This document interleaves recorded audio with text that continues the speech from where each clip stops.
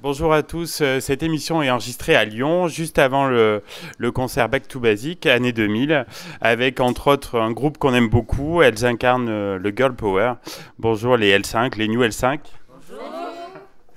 Alors, toutes les femmes de ta vie, quelle chanson, ce premier single taillé sur mesure pour le groupe, a eu un succès incroyable? Ah oui, on peut dire Coralie? ça, oui, oui, un succès incroyable. Nous, les premières, on était quand même très étonnés de ça. On n'avait pas trop de recul en plus à l'époque. Et même les maisons de disques avaient, euh, avaient à l'époque mis en place un certain nombre de disques. Et en fait, on a battu des records de vente incroyables, quoi. Disque de diamant, et pour le single, et pour l'album. Donc, une belle réussite en tout cas, ce titre-là.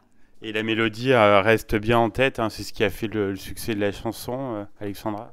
Ah ben, je pense que oui. En plus, en ce temps-là, elle a dû passer je ne sais combien de fois à la radio, plus l'émission de télé. Donc, effectivement, ben, c'est ce qui fait de cette chanson un tube, c'est que le refrain se retient très très bien et qu'elle est passée pas mal de fois à la radio et qu'on a beaucoup vendu aussi. Donc, forcément, ça facilite les choses. Et donc je crois que c'était une adaptation d'un morceau américain qui avait un fort potentiel. Ah, ça, c'est pardon. Oui, Marjorie. on a essentiellement travaillé notre premier album sur ce sont des adaptations en fait. C'était une chanson qui a été écrite par Steinbeck, si je me souviens bien, celui qui a écrit Like a Virgin de Madonna. Et donc voilà, pour les besoins donc de notre groupe, elle a été réadaptée en Toutes les femmes de ta vie. Avec, je crois, Dorian et Maïdi Russ, c'est Tout à ça, fait, qui ont tout à fait. travaillé dessus. Ouais, ouais. C'est Ouais. ça, Très exactement. talentueux. Et vous, quand on vous l'avez écouté, enfin, vous avez tout de suite senti le potentiel ou pas? Alors nous, pas du tout. Alors nous, sur cet album-là, on avait des préférences autres et c'est la maison de disques qui a choisi ce titre-là.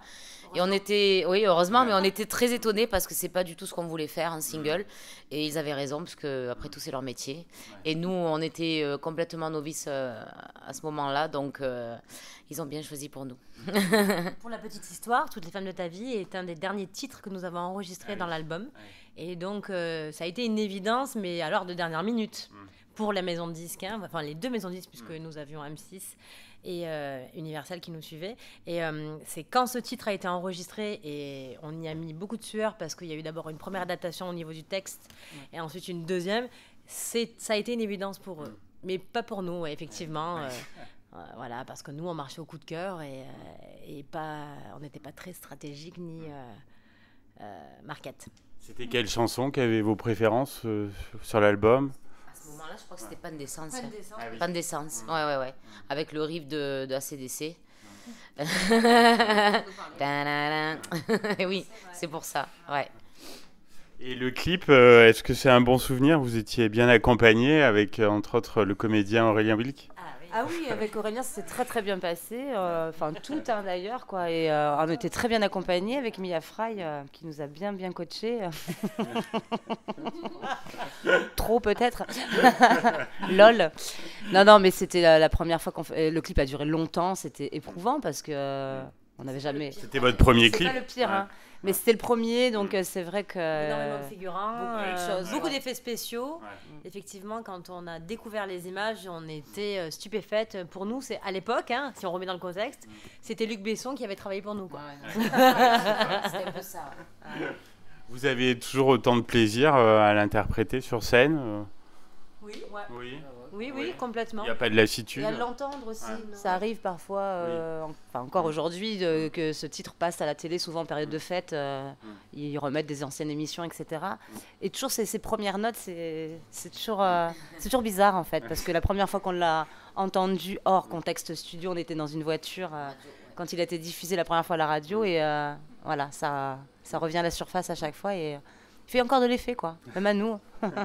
Et aux petites nouvelles, donc Julie et Adeline, cette chanson, vous l'aimez bien avant d'intégrer le groupe? Oh bah c'était moi si on me parlait des L5 c'était évidemment la chanson que j'avais retenue. Voilà oui elle était dans les oreilles de tout le monde adolescente voilà quoi c'était vraiment cette époque là donc oui oui bien sûr. Vous aussi, Adeline? Oui, pareil, pareil, ouais. Est-ce qu'on peut dire que ça restera quand même un tube marquant de la décennie 2000 il restera de cette décennie, ce tube incroyable. C'est difficile pour nous de dire ça puisqu'il s'agit de nous. Oui. Mais de ce que j'ai cru comprendre au fil des rencontres professionnelles comme dans la vie de tous les jours, que ça avait marqué, oui, une génération. Et la chorégraphie qui va avec d'ailleurs. En général, quand on nous parle de ce titre, on nous parle aussi de la chorégraphie. Que ouais, quand j'étais petite, je m'amusais à vous refaire, machin, en période de Noël, à l'école. Donc oui, je pense quand même que ça a été un joli phénomène de mode. Mais il vieillit pas trop mal ce titre en fait. Hein, c'est vrai. trouve, hein. Ouais. Depuis tout ce temps et tout ce qui se fait aujourd'hui, Oui. comparé à d'autres titres qu'on a fait, je trouve que c'est celui peut-être qui vieillit le mieux. Ouais. Même s'il vieillit, mais pas trop mal. C'est vrai, Coralie. Comme nous. Exactement. C'est ça. Pas trop mal. Alors depuis, vous avez gardé un public fidèle. Vous avez vraiment des liens très forts avec vos fans, notamment avec les réseaux sociaux. Vous entretenez cette relation et puis les concerts, bien sûr. Oui, mais en fait, on a un petit panel de fans qui nous suit depuis le début et qui s'accrochent encore. Et c'est super sympa parce qu'on se voit aujourd'hui dans un autre contexte. On a des petites poupettes là, qui nous suivent chacune dans nos formations respectives. Donc, c'est dire qu'elles font le tour de la France parfois en une semaine, puisqu'on est quand même éparpillés.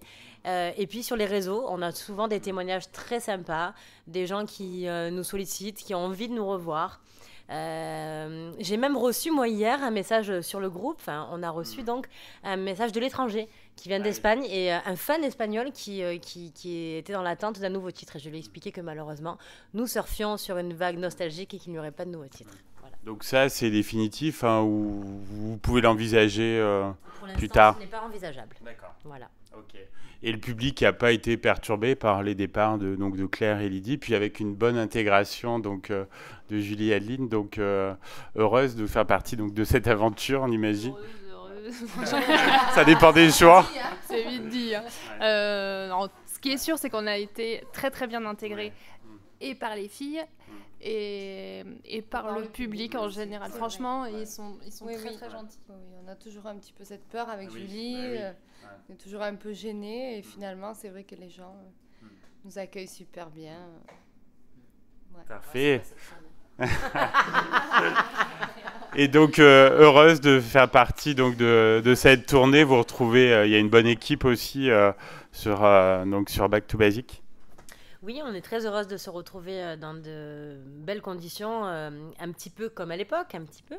Et notamment dans cette salle mythique, la halle Tony Garnier, qui pour nous résonne avec de très beaux souvenirs et un des plus impressionnants, puisque à l'époque, nous avions donc 10 000 fans qui attendaient notre venue. Et voilà.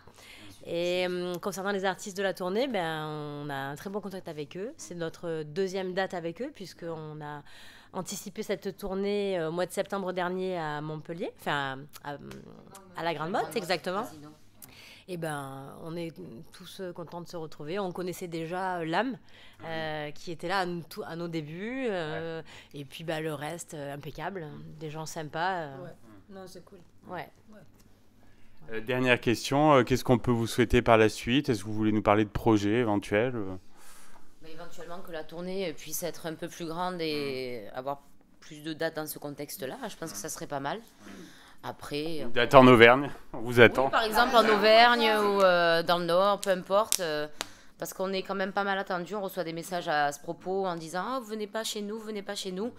Et je pense que ça serait dommage qu'on n'essaye pas de passer dans ces villes-là. Et voilà, je pense que c'est ce qu'on peut souhaiter aujourd'hui, pouvoir faire un peu le tour de la France pour contenter tout le monde. Voilà. Un grand merci à vous cinq, c'était un plaisir. Merci. Et puis à bientôt. Merci beaucoup. À bientôt.